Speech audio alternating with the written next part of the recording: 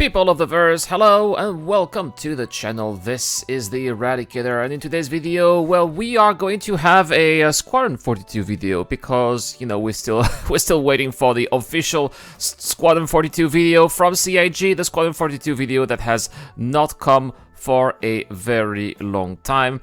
And you know what, since it appears that we have some updates from the devs on Spectrum, so that's what we will be talking about. But first, guys, first of all, I want to give a shout out to my latest join members, Mr. Navigator and Lacey Nielsen. Thank you so much for being part of this community, and also my latest Patreon, Starsmiths. Thank you so much, guys, for joining the community and helping the channel out. Any help over there is much appreciated. All right, well, anyway, that being said, now let's talk about what the devs have to say. And there's also a couple of very interesting questions in Ask the Dev. I have noticed, I don't know, is it maybe because of the current situation, the devs have to stay at home, they're a little bit bored. They think, oh, you know, what am I gonna do? Oh, we're gonna go on Spectrum and insert fans, perhaps, which, you know, I'm all for that. You know, more transparency, the more the better, you know. So here there's a question here from Mordovek, who asks, server meshing, OCS, and Squadron 42. Hello, tell me please, will server meshing and OCS technology be used in Squadron 42? At what level does the lack of these technology influence the progress in development of Squadron 42 and increase the necessary development time? And Chad McKinney here, Chad McKinney, who sometimes appear on official shows and videos, he replied, server meshing is not required for Squadron 42. However, server-side object container streaming is actually very important to Squadron 42, as in single player, the client is effectively a server. I didn't know that. You know, this is great that that these devs come to Spectrum and give these kind of answers, because sometimes, you know, they just give them boom, you know, pipe bomb, give a little give a little answer that you may not be afraid of. I mean, I had no idea. I mean, I knew that we would require servers to play Squadron 42, because obviously there's going to be a lot of assets. It's going to be way too heavy for our single computers to just be running everything. So I totally get that, but I didn't know that the client was effectively a server. So that's a great piece of information here. The previous client the previous client with only object container streaming implementation didn't help single-player game modes, as that relied on having a server around that maintained state and would replicate net binding changes to clients. But in the single-player case, we need full server-side object container streaming implementation to get the streaming benefits. So what they're saying here is that probably with OCS, the result of what we were getting was what we had in the past when we had that old Squadron 42 video, you know, when we are in the call with Mark Hamill and we are flying to that moon over here. If you guys remember that old Squadron 42 video, yeah, the frames per second were not so good. It was a little bit jittery, if you see what I mean, right?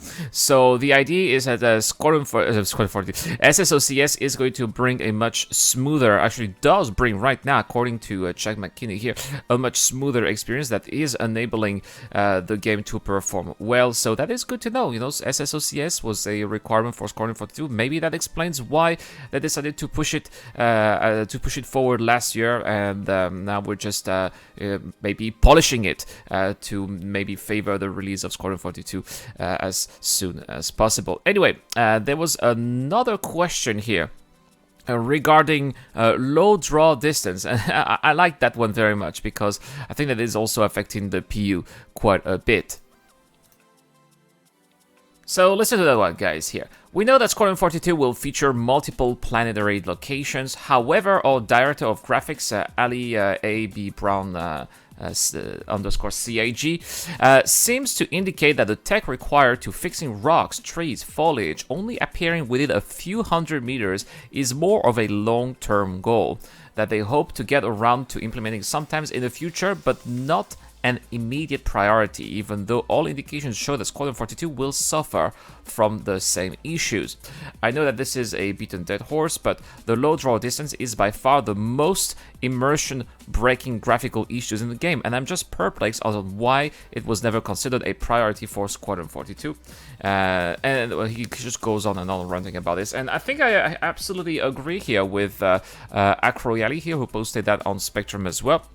A very good question, and it's a problem also when you are just, when you are flying in the verse, you are going to Hurston, for example. That's a big problem, especially on Hurston, because let's imagine you want to find an area on Hurston where you have some savanna. Well, you can't know that there is savanna unless you are very close to the ground. In the past, you could see patches of green, which would eventually indicate that these would be trees and bushes, but now you don't see that until you get much closer to the ground, and that is really immersion breaking. Same when you go to an outpost. Where is the outpost? Oh, you don't know where it is until you are 2 kilometers away. Not a few hundred meters, a little bit more than that. But still, you should be able to be seeing those outposts. You should be able to see those vegetations from far away. But as of right now, it is not the case, and I agree here with the original poster of that post that this is quite immersion breaking. And actually, we got a response here from A Brown CIG. Says, "Hi, I can't answer your question as it's not my team responsible for the specific area of code, but I wanted to clarify a few things." There you go, right?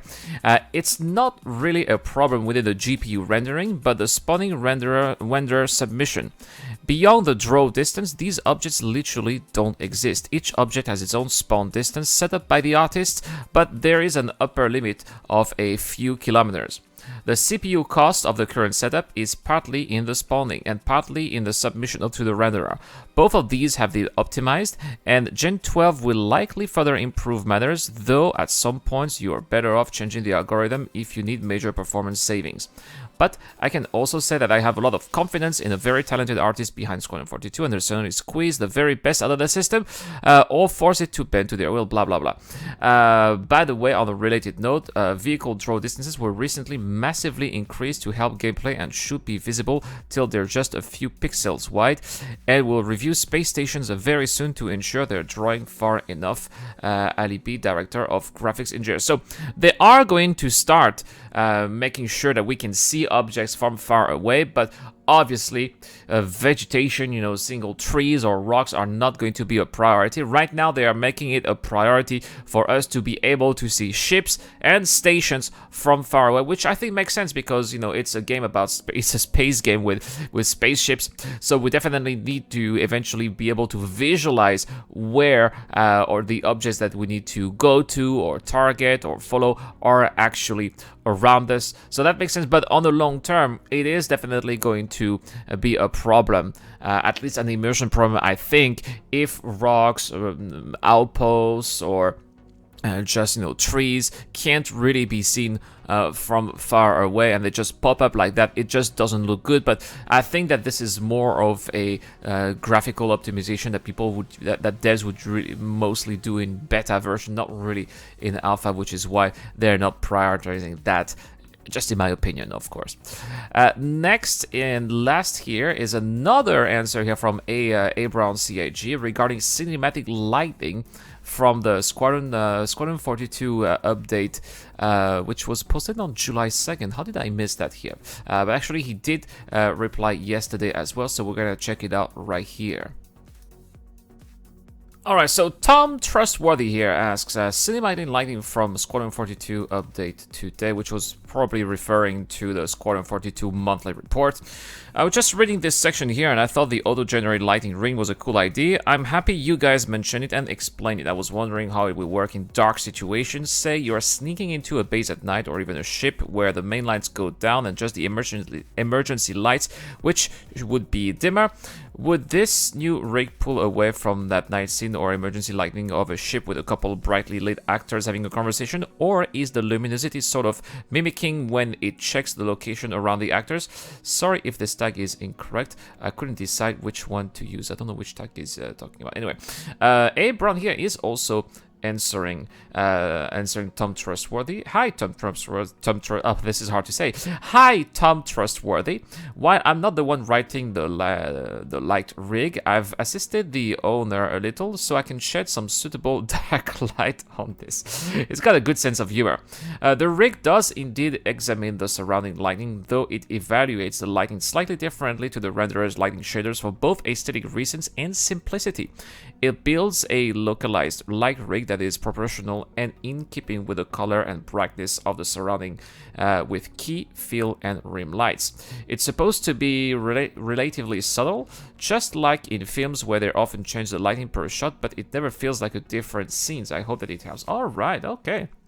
So again, here showing that CIG, especially Chris Roberts, dreams of merging the boundaries between video games and movies. That is exactly how it's going to be here for Squadron 42 as well. It's going to feel like you're in a movie, like it's like you're going to be watching a movie, but you are in first person and you are going to be the actor as well. That's another reason why I am so excited about Squadron 42.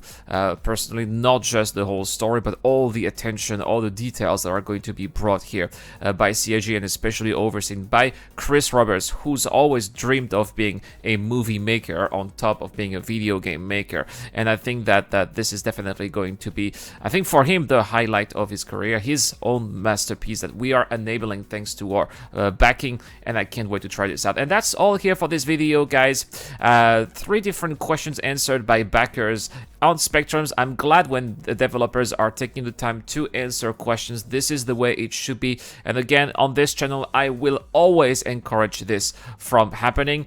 Thank you so much for watching. Don't forget to check out our giveaways. We've got a triple giveaway this month. Don't forget to hit that subscribe button if you want to participate. We got an extra giveaway if we reach 10,000 subscribers this month, so you may want to hit that subscribe button. Also, well, I'll see you guys tomorrow for another Star Citizen related video.